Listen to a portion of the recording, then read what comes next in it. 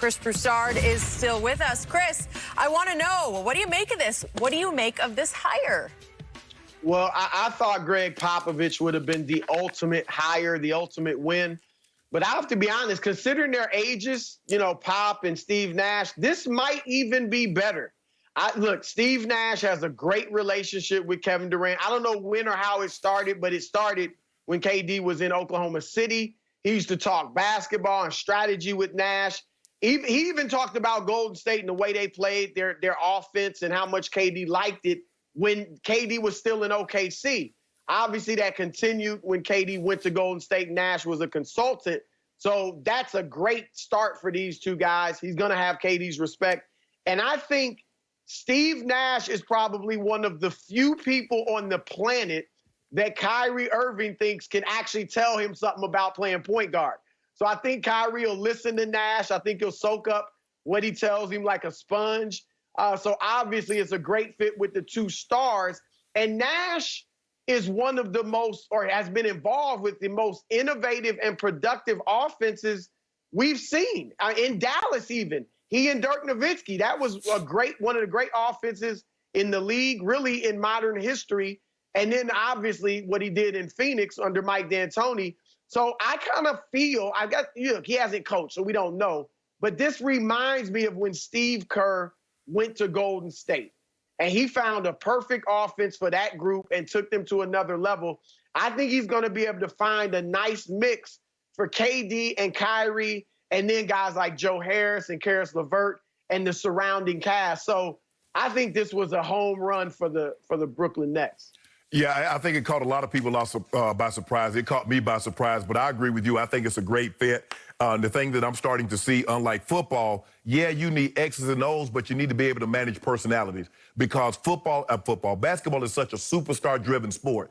And if the superstars and the head coach doesn't get along, Skip, you know, normally if the superstar and the head coach don't get along in football, guess who leaves? The superstar football player. But in basketball, if the superstar and the head coach don't get along, guess who's leaving? The head coach.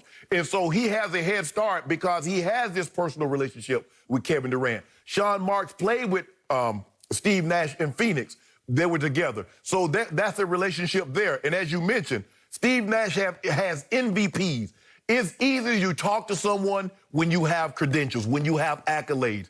I mean, it's like, okay, Kyrie, you know, I do have an MVP. I don't have a championship, but I have an MVP, which signifies that I had the best season or I was the best player in a given year. So, you know, Kyrie can like, okay, is that the way you think I should have done it? He can shoot the ball. Steve Nash, if I'm not mistaken, Steve Nash might have been a 50, 40, 90 guy, Skip, because Steve Nash was money at the free throw line. He could shoot the three. He had nice handles, could get to the rim, mid-range game. So I like the hire. When I first heard, I'm like, hell, I didn't even know he would.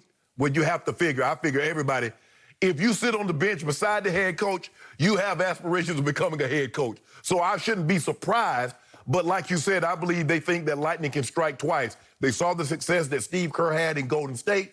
Well, maybe we can find that here on the East Coast in Brooklyn. Let's bring Steve Nash in, as you mentioned. He has this relationship. He worked up under Steve Kerr for a number of years. I like the hire. But even if you didn't, it's hard to mess this up. When you got those two guys, Kyrie and KD, Skip, it's hard to muck that up. I don't know. So, Chris Broussard, I got one bone to pick before I answer Jenny's question.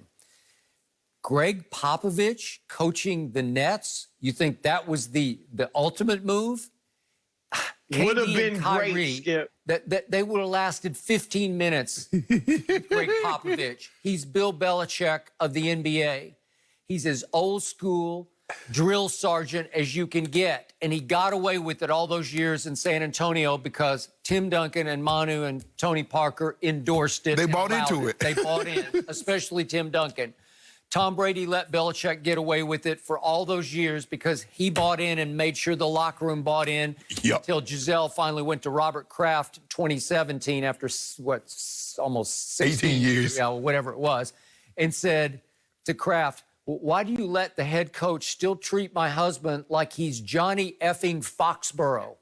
Well, that's how Kevin and Kyrie would have felt with Greg Popovich. Giselle pillow talking, Chris. Yep. You know he pillow talking at night. Right. Okay. No, I think they would have loved Pop. But go ahead. I don't. All right. I'm not going to condemn the hiring of Steve Nash, though anytime you hire a coach who's never coached at all, not even at any level, there's some X factor. Obviously, Steve Kerr made it work beautifully. The magic move here was Ty Lue, and I just thought it was waiting to happen until these playoffs ended. After the Clippers won the championship, then Ty Lue would just segue right into Brooklyn. But Shannon brought up the point, a suggestion. Maybe Kevin Durant, well, Ty Lue's LeBron's guy. So I don't want him here. I don't want to, it'd be like I'd be following in LeBron's footsteps to try to win a championship with Ty when he already did that with LeBron at the expense of Golden State, obviously. So, yet to me, Ty Lue knows how to coach superstars. He coached the Drama King and lived to tell about it and won a championship with LeBron. That just made so much sense to me. But obviously, Kevin Durant and Kyrie picked Steve Nash. I don't care what you say. Maybe Kevin suggested it first because he had worked with and clicked with Steve in Golden State. And maybe Kyrie has had some basketball discussions about playing point guard with Steve Nash because Steve Nash is a flat-out genius playing point guard. He did things that we've never seen a point guard sort of create in that D'Antoni system. And he won back-to-back MVPs. Shaq should have won the second year, but still, he did it. So I'm fine with it. It's fine. If that's what Kevin and Kyrie want, be my guest. But Ty Lue would have been a better fit there to me. I actually, and you're right, we haven't seen Steve Nash coach. But look, Larry Bird had never coached, did a great job. He did. Mark Jackson, who Kerr replaced, but let's face it, he did a good job. He did a really good job. Now, so Kerr, obviously. So there's a precedent for it. Even Jason Kidd, you know, he's had a few looks, but he was pretty good, especially in his first stint. So I think there's precedent there. And for some reason, I like this better than the Ty Lue. If that would have been the hire. There are some that'll tell you Ty and Kyrie butted heads a little bit in Cleveland. Not that they were at odds, but there was some head butting there. Maybe it was because of LeBron and his relationship with Ty Lue. But so I think that may have been a factor too. But I really like this hire. And Nash has a personality too. Even though he was a superstar and he'll get that respect, he's not, you know, he doesn't have to be the big man in the room, and he doesn't have a huge ego. And I think that's going to really be a good mix there on that bench. Is Mark Jackson, did somebody got a tape on Mark Jackson? Can he get an interview? They don't want to talk to him or anything? I thought he would have been a good hire for this. I think he's been blackballed for whatever reason. I think he's been blackballed. There's no question. Come on.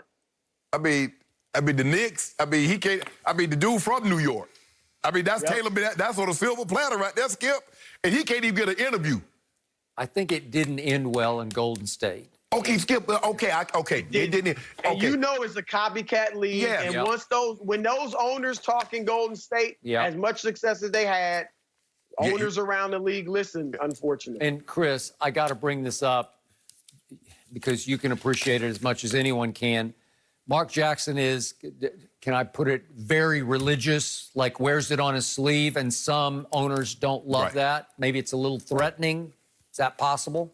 I think that's a factor. I definitely do. He was going back to L.A.